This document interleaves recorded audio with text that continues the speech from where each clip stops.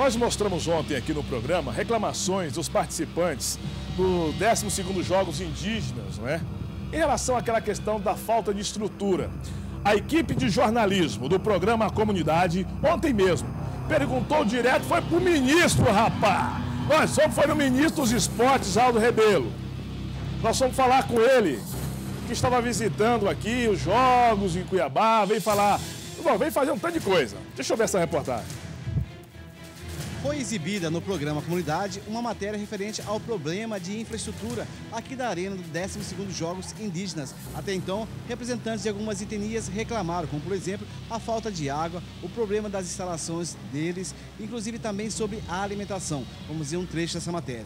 Durante a realização do evento, representantes de algumas etnias reclamaram da infraestrutura e da organização do evento, como por exemplo o índio Haru Katayama, líder da tribo do Acre.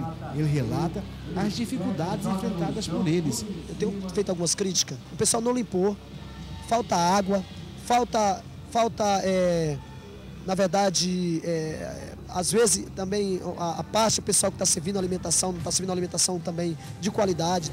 Algumas vezes, né, o povo está adoecendo, né, tem muita gente doente aqui. Mas assim, com tudo isso, não tira o brilho no que é a cultura indígena. Nós, os povos indígenas, nós viemos aqui para mostrar que a cultura indígena tem um valor muito grande. Este é o índio Abelino, da tribo Pareci, da cidade de Tangará da Serra.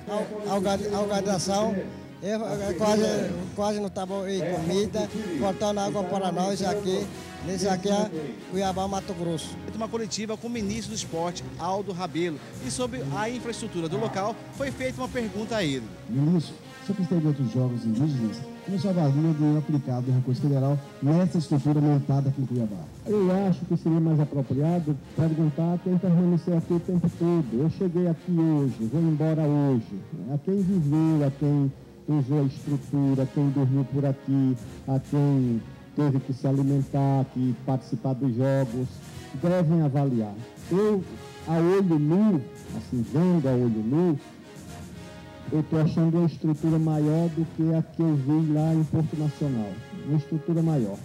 Agora, sempre nessas ampliações, quando você dá um salto, você também enfrenta problemas, desafios que podem ter acontecido por aqui. Mas, de qualquer jeito, eu quero deixar aqui o meu reconhecimento ao governador Silval Barbosa, que desde o primeiro momento disse que nós vamos oferecer todo o apoio à realização dos jogos em Cuiabá, ao prefeito, e acho que essa avaliação depois eles poderão fazer.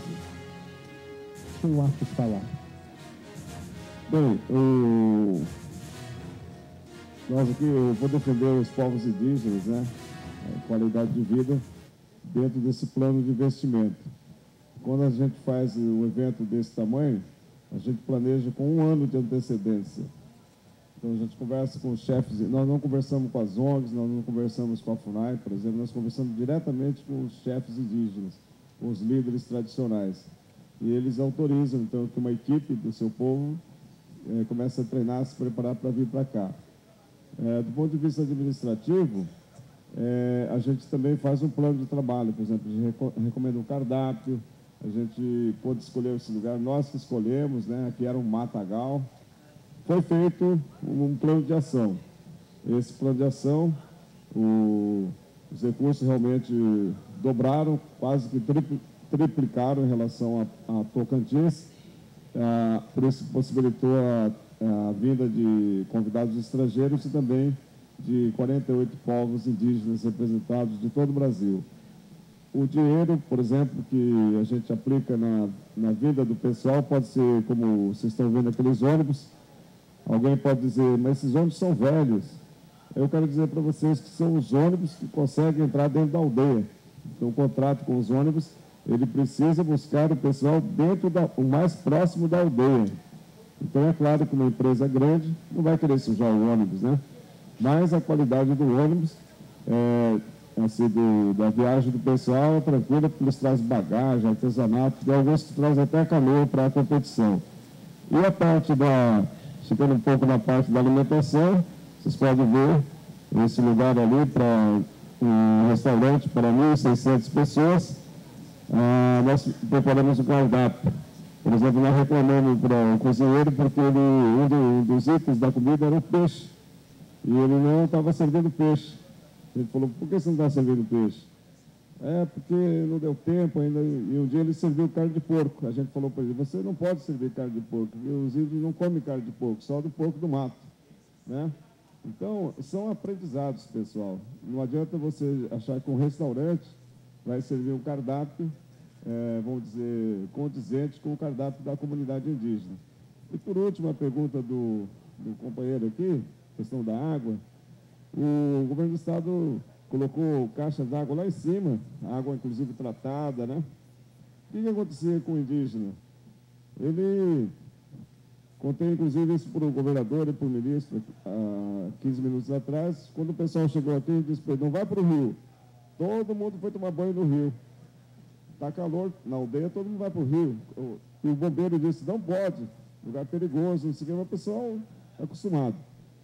E a caixa d'água, isso também é um outro aprendizado que a gente teve aqui, o pessoal não tem costume de esperar a água da torneira.